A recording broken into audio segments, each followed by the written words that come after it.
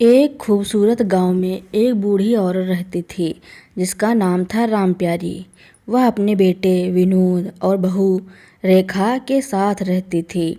राम प्यारी विधवा थी और उन्होंने अपने जीवन में बहुत संघर्ष किया था। उन्होंने अपने बेटे की परवरिश बहुत मुश्किल से की थी, लेकिन अब उनका बेटा और बहू उनकी कदर नहीं करते थे। रेखा एक बहुत ही गुस्सैल और लालची औरत थी। वह हमेशा राम प्यारी को ताना मारती थी और उन्हें घर के सारे काम करवाती थी। राम प्यारी को घर में एक नौकरानी की तरह रखा गया था और उन्हें भरपेट खाना भी नहीं मिलता था। एक दिन राम प्यारी को बुखार आ गया। उनकी तबीयत बहुत खराब थी, लेकिन रेखा ने उनकी कोई परवाह नहीं की। राम प्यारी ने विनोद से मदद मांगी, लेकिन वह भी अपनी पत्नी के सामने कुछ नहीं कह पाया। राम प्यारी दर्द से कराह रही थी, लेकिन किसी ने उनकी सुध नहीं ली। शाम को विनोद और रेखा का बेटा अर्जुन स्कूल से वापस आया। उसने देखा कि उसकी दादी दर्द में लेटी हुई हैं। अर्जुन अपनी दादी से बहुत प्यार करता था। उसने अपनी माँ से पूछा, माँ, दादी को क्या हुआ? आप उन्हें डॉक्टर के पास क्यों नहीं ले गईं? रेखा ने गुस्से में कहा, तुम अपनी पढ़ाई पर ध्यान दो, ये सब तुम्हारा काम नहीं है। अर्जुन ने अपनी माँ की बात नहीं मानी और वह अपनी दादी को डॉक्टर के पास ले गया। डॉक्टर ने बताया कि राम प्यारी को कमजोरी और कुपोषण है। अर्जुन ने अपनी गुल्लक के पैसों से अपनी दादी के लिए फल और दवाइयाँ खरीदी। जब वे घर वापस आए तो रेखा ने अर्जुन को डांटा और उसे बहुत मारा। तभी विनोद की बहन प्रिया वहाँ आ गई। उसने देखा कि उसकी भाभी अपने बेटे और सास को मार रही है। प्रिया ने रेखा को रोका और उसे डांटा। प्रिया ने विनोद से कहा, तुम्हें शर्म नहीं आती? तुम अपनी माँ और बेटे के साथ ऐसा व्यवहार होने देते हो? प्रिया राम प्यारी को अपने साथ अपने घर ले गई। रेखा और विनोद ने उन्हें रोकने की कोशिश की, लेकिन प्रिया ने कहा, अब तुम अपनी माँ के बिना रहो और देखो तुम क्या करते हो। प्रिया की मदद से राम प्यारी ने एक छोटा सा बिजनेस शुरू किया और वह आत्मनिर्भर बन गई। समय बीतता गया और रेखा और विनोद का बिजनेस ठप हो गया। उनके पास कुछ नहीं बचा। रेखा विनोद को छोड़कर चली गई। विनोद अकेला रह गया। उसे अपनी माँ की याद आई और वह उनसे माफ़ी मांगने गया। राम प्यारी ने अपने बेटे को माफ़ कर दिया और उसे अपने साथ रहने दिया। विनोद ने अपनी माँ से वादा किया कि वह हमेशा उनकी सेवा करेगा। राम प्यारी ने अपने बेटे को माफ़ कर दिया। राम प्यारी ने अपने बेटे विनोद को माफ़ कर दिया, लेकिन रेखा का क्या हुआ? वह विनोद को छोड़कर चली तो गई थी, पर उसकी ज़िंदगी में भी सब कुछ ठीक नहीं चल रहा था। जिस आदमी के साथ वह गई थी वह एक धोखेबाज इंसान था। उसने रेखा का सारा पैसा ले लिया और उसे अकेला छोड़ दिया। अब रेखा के पास ना घर था और ना ही कोई सहारा। वह पछतावे की आग में जल रही थी। उसे अपने किए पर बहुत शर्मिंदगी महसूस हो रही थी। एक दिन रेखा हिम्मत करके वापस अपने पुराने घर लौट आई। उसने देखा कि घर में विनोद और राम प्यारी एक साथ बैठे हैं और हंस रहे हैं। यह देखकर उसकी आंखों में आंसू आ गए। वह धीरे से घर के दरवाजे पर जाकर खड़ी हो गई। राम प्यारी की नज़र उस पर पड़ी। रेखा ने सिर झुका लिया और रोते हुए कहा, माँ जी, मुझे माफ़ कर दीजिए, मुझसे बहुत बड़ी गलती हो गई। विनोद अपनी पत्नी को देखकर हैरान रह गया। राम प्यारी उठी और रेखा के पास गई। उन्होंने रेखा के सिर पर हाथ रखा और कहा, बहू, मैं तुम्हें माफ़ करती हूँ। इंसान गलतियों से ही सीखता है। अब से तुम हमारे साथ रहोगी। रेखा ने अपनी सास के पैर पकड़ लिए और फूट फूट कर रोने लगी। राम प्यारी ने उसे गले लगाया और कहा, चलो अब सब कुछ भूल जाओ और एक नई शुरुआत करो। उस दिन के बाद रेखा पूरी तरह बदल गई। उसने अपनी सास और पति की सेवा की। वह राम प्यारी का बहुत ख्याल रखती थी और उन्हें भरपेट खाना भी देती थी। अर्जुन भी अपनी माँ को देखकर बहुत खुश हुआ। परिवार फिर से एक हो गया और सब खुशी खुशी रहने लगे। रेखा के पश्चाताप के बाद परिवार में सब कुछ अच्छा हो गया था। राम प्यारी, विनोद, रेखा और अर्जुन सब एक साथ खुशी खुशी रहने लगे। रेखा ने अपनी सास की सेवा में कोई कमी नहीं छोड़ी। वह उन्हें समय पर खाना देती, उनकी दवाइयों का ध्यान रखती और उनकी हर छोटी बड़ी ज़रूरत का ख्याल रखती थी। राम प्यारी को भी अपनी माँ का यह बदला हुआ रूप देखकर बहुत सुकून मिलता था।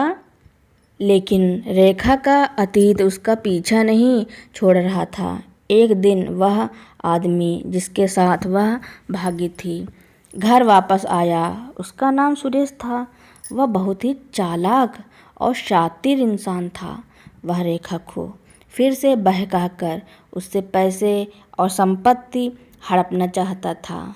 एक शाम जब विनोद और अर्जुन घर पर नहीं थे, सुरेश घर में घुस आया। रेखा उसे देखकर डर गई। सुरेश ने रेखा से कहा, तुमने सोचा कि मुझे छोड़कर तुम आराम से रह लोगी? मुझे पता है कि तुम्हारे पास अब बहुत पैसा है। मुझे वह सब चाहिए नहीं तो मैं तुम्हारी सारी सच्चाई तुम्हारे पति और सास को बता दूंगी। रेखा बहुत डर गई। उसे समझ नहीं आ रहा था कि वह क्या करे। वह डर के मारे कांपने लगी। तभी राम प्यारी कमरे से बाहर आई। उन्होंने सुरेश को देखा और समझ गई कि मामला क्या है।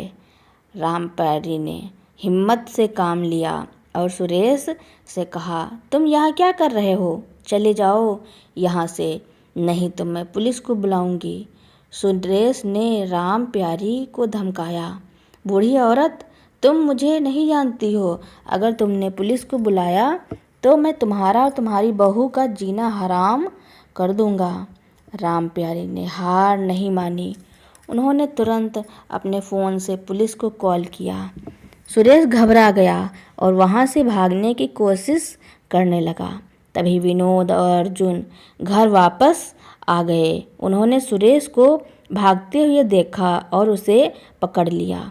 विनोद ने पुलिस को सब कुछ बताया और पुलिस सुरेश को गिरफ्तार करके ले गई। रेखा ने रोते हुए अपने पति और सास से माफ़ी मांगी और सुरेश के बारे में सब कुछ सच सच बता दिया। विनोद और राम प्यारी ने रेखा को माफ़ कर दिया।